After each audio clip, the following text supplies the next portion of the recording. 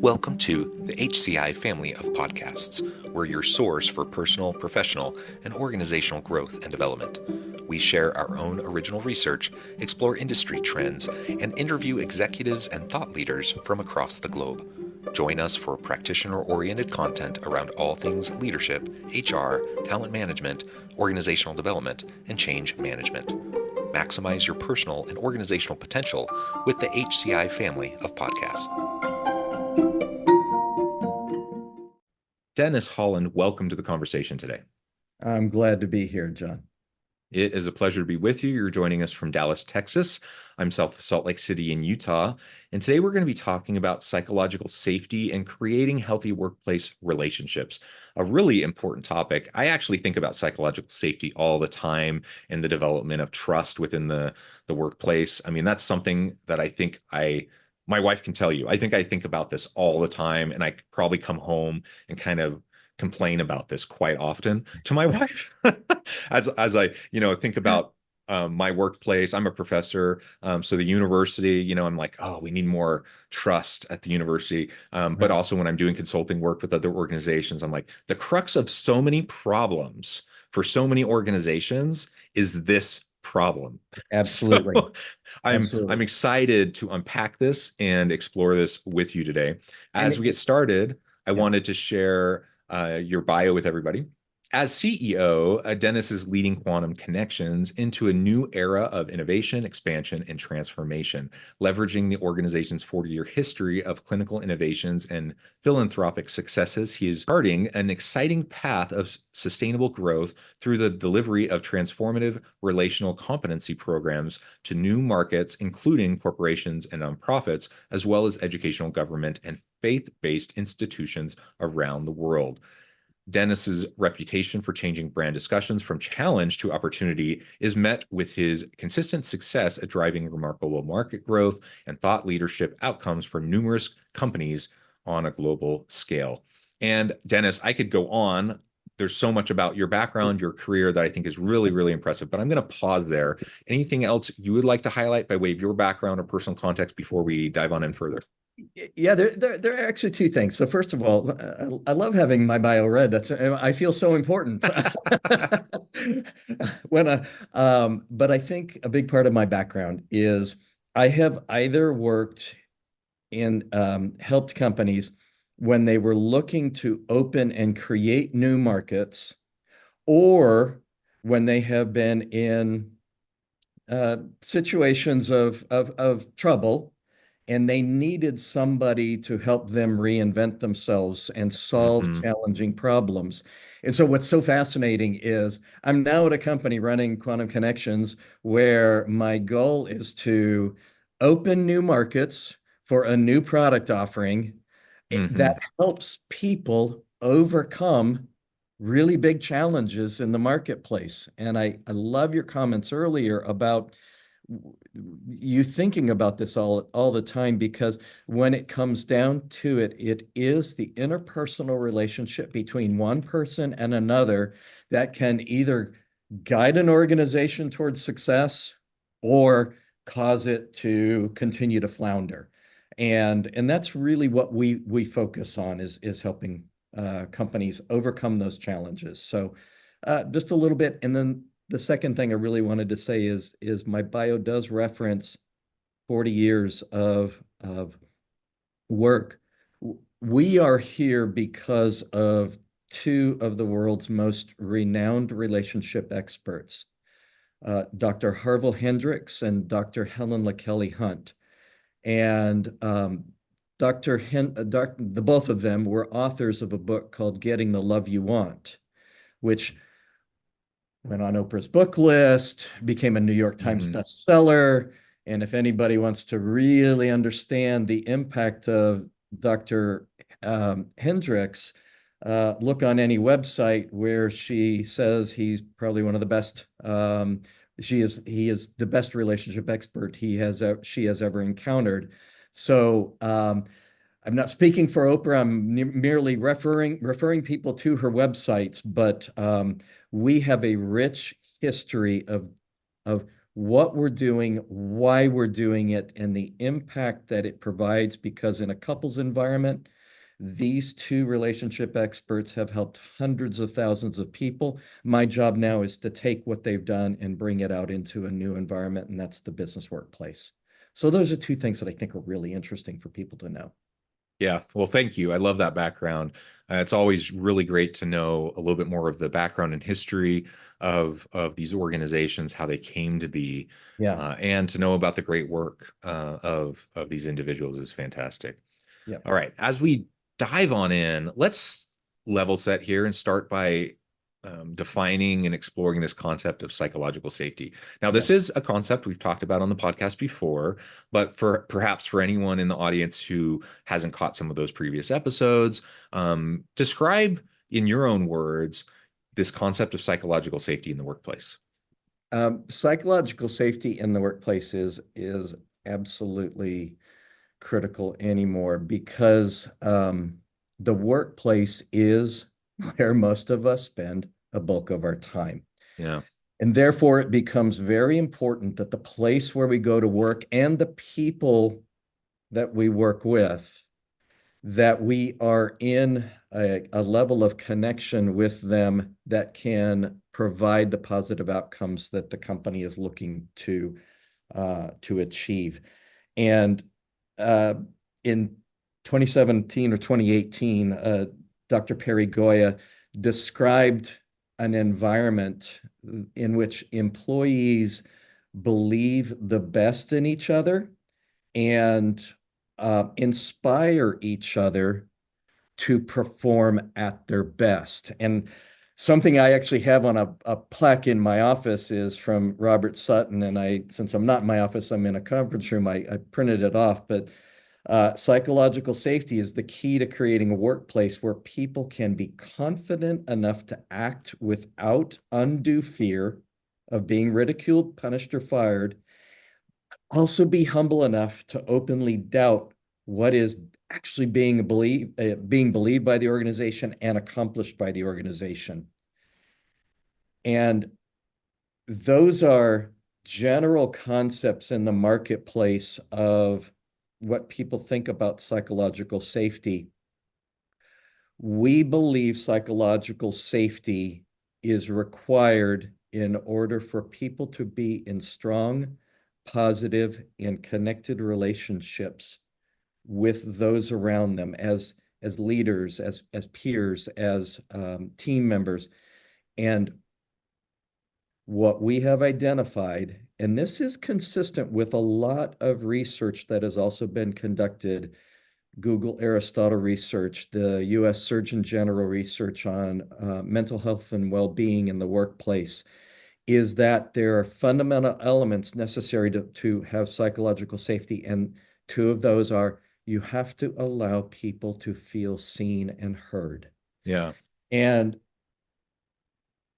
even as children, it was critical to us to feel seen and heard by our parents. And that continues as we go through life. So these two words, seen and heard, form the foundation for what we do. We believe it creates the foundation for positive, productive, and meaningful results in an organization, because when we feel seen and heard, we actually become more collaborative and creative beings.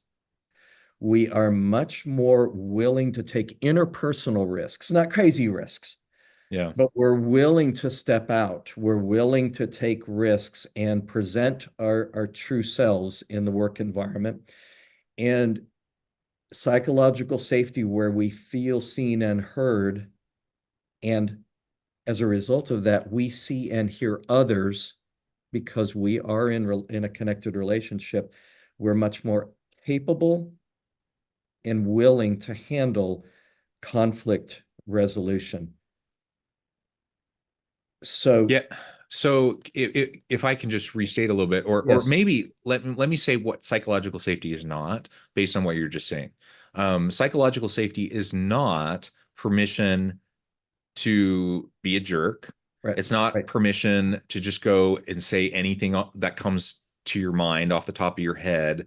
Um, so sometimes I hear people say stuff like that. They're like, I need to be allowed to say whatever I want, whenever I want, to whoever I want. Uh-huh. That's not what we're talking about at all. Like there's still a social filter. You still need to be, there's still social context, right? And there's still like social norms, and you need to be polite, and um, you need to be aware of like other people's feelings and those sorts of things, right? You still Right. are interacting with other human beings, for goodness sakes. But what you're talking about is like if I'm in a group setting and my leader comes and says something and I have concerns about it, I need to be empowered and feel Oh, safe that I can push back. Like I can speak up, raise my hand and say, here's my concern and this is why I feel that way, and that we should think about this. I, I need I, to be able to say that, and it's to the benefit of the group and to my leader to be able to have that environment where someone can say that, because if I don't say that, guess what, it's probably going to cause problems for everybody, because something bad is going to happen, because that whatever that problem, I'm the frontline employee, and whatever I don't share eventually may happen. And it's because I didn't share it, because the right. environment was such that I didn't feel safe to share it. Right. Right. Oh, I love what you're saying, because that is, um, when it comes down to it, what we do is we provide people with tools and skills in order to take those types of situations and turn them into productive opportunities, positive, productive opportunities. And you're going to have negativity in the workplace. Yes, you are. So, but you can't just tamp out negativity and say, we will not be negative. What you have to do is you have to help people reframe that negativity and turn that into an opportunity to be positive. But that takes skills. We have to be able to be in conversation where, if someone gives an opinion, we have to be open and willing to see it from their perspective and let them know that it's okay to have that perspective, but it doesn't mean that we have to agree. Yeah. John, we're working on a platform right now, especially in our environment today, and I don't want to necessarily go down that path, but it's how do you handle political conflict in the work environment Mm-hmm. now? Mm-hmm. This is not a license to, um, just share, just give every opinion and thought that you have, because the whole workplace could crumble at that point, and we don't want that. What needs to happen is you have these concepts like psychological safety that are so big, but people don't necessarily know how to operationalize that in a workplace, to give people a structure to take what to take what's in themselves, to share that with people, and then to turn that into something productive and positive for the organization. And, um, that is what I say a lot about what is lacking in this space is people talk about large concepts like, well, we just ought to respect each other. Mm-hmm. First Mm-hmm. question is, how do you do that? And what people need is they need a structured way of helping people through that. And we believe that there is a way to move beyond that to a point where, um,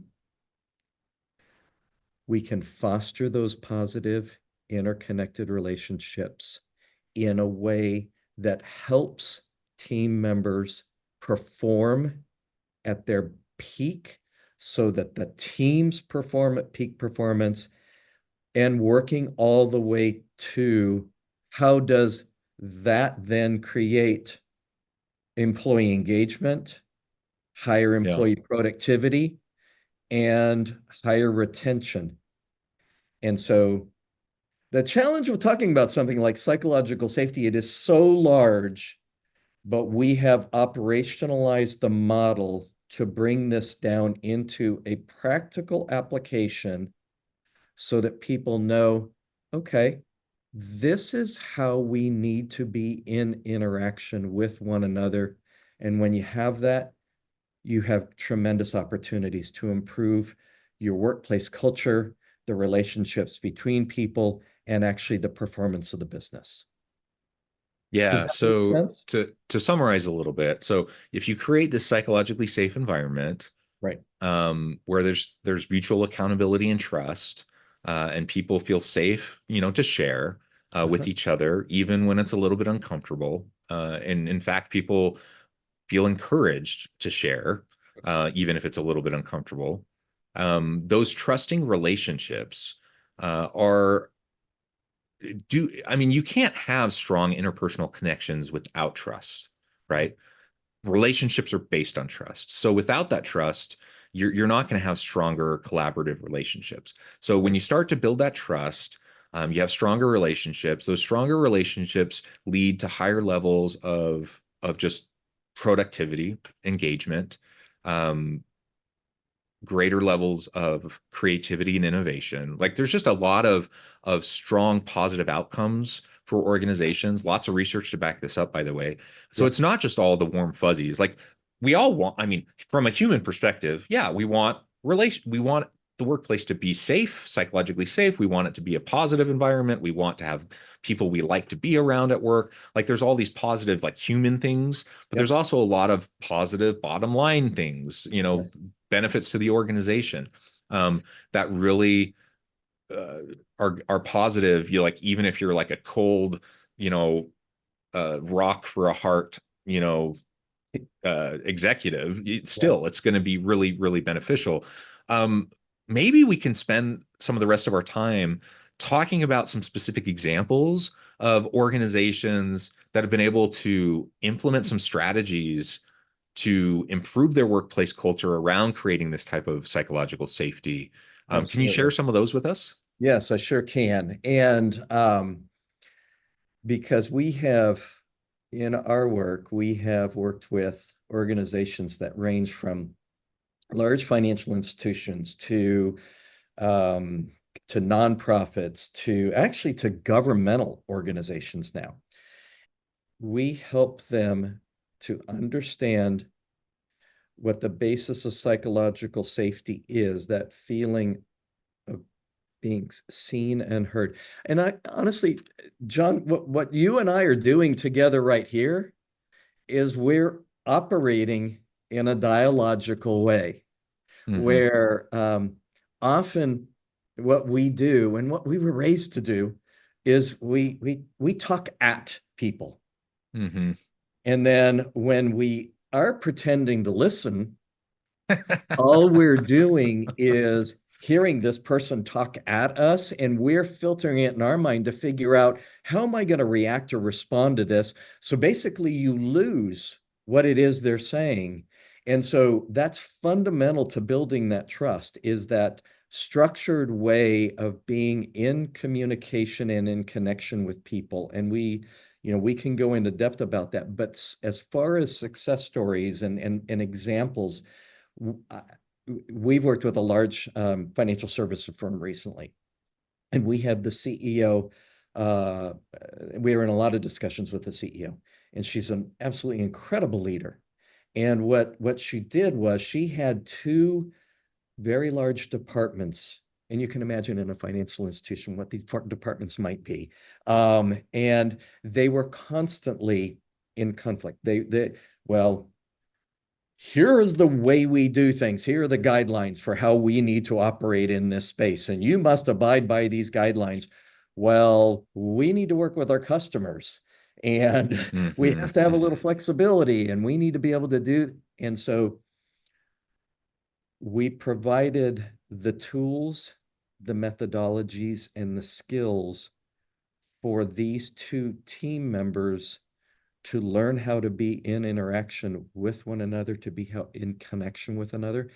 And honestly, what has resulted from that is, and she will tell me that what happens now is they have learned how to slow the conversation down a little bit between one another.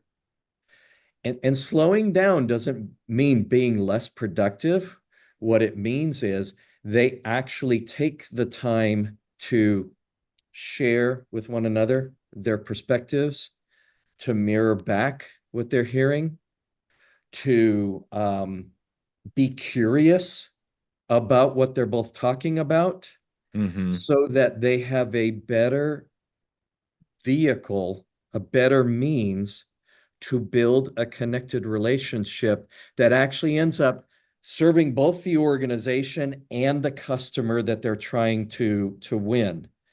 And so she believes that what we have brought, and again, I don't want to talk about me, but the process of doing that, to building that type of relationship, built upon dialogue, built upon a dialogue where we don't shout at each other, Mm-hmm. but we actually learn how to go back and forth in a structured way. Um, that has significantly helped her two key departments to better serve not only each other, but to serve the customers. Um, we're working with a major manufacturing organization, a global manufacturing organization, and they're implementing this from a completely different perspective, where they have this large group of people that they have tagged as being up and coming leaders in the organization, but they come to that point without necessarily having led people before. So Yeah, these yeah. these young people get in and they're like, oh, I'm going to go at my job. I'm going to build on my competencies and I'm going to do what I do. When realizing what we do is we help them realize, no, your competencies are absolutely why you've been placed in this new leader role. But the most important thing is you have to understand there's a person on the other side of that. And you have to come at that person with an open mind, with curiosity, with an ability to engage them in a way that they have not been engaged, which creates that connected relationship, which is essentially that trust that you described earlier. And and they become more collaborative. They again slowing Mm-hmm. down a little bit to focus on what's truly important. And it is that interpersonal one-to-one relationship. And when you build those interpersonal one-to-one relationships and you do it in a one-to-one, you model it in a one-to-one environment, but then it becomes the way your team acts.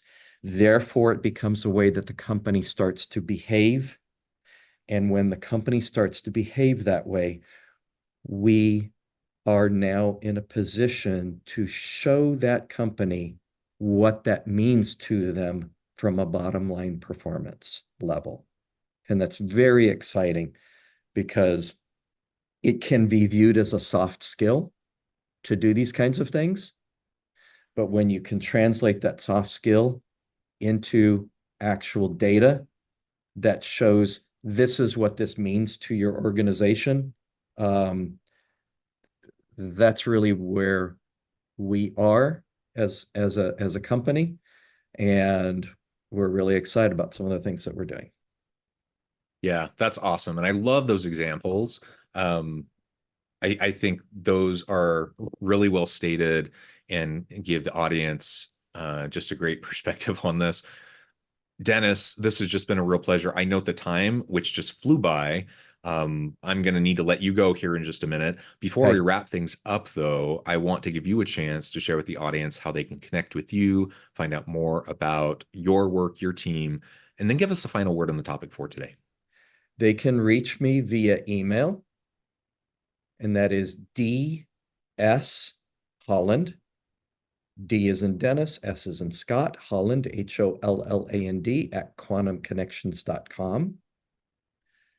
And they can go to our website, quantumconnections.com. All sorts of avenues.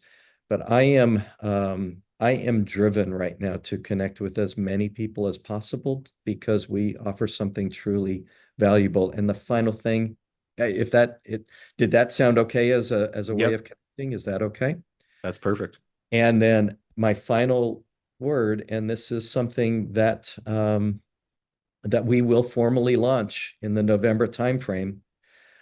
We have invented an innovative way of drawing a direct correlation between the level of psychological safety in a company environment and the correlation between that score and the impact it will have on employee engagement, employee productivity, and employee retention. And we have done this through a new metric that is based on a 10,000 person sample broken Nice. out into 24 industry segments to where we can help you build those relationships, but we can actually help you measure what the impact, measure the impact of those connected relationships based on psychological safety on the key performance indicators of your company. And it is a new landmark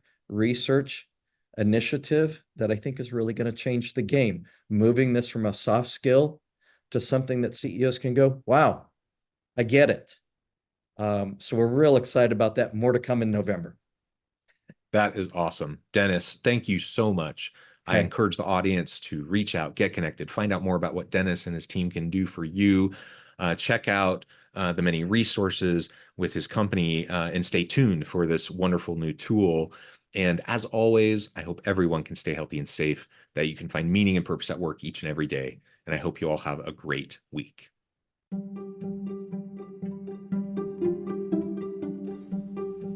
Thanks for joining us for this episode of the podcast. We hope you stay healthy and safe, and please join us again soon.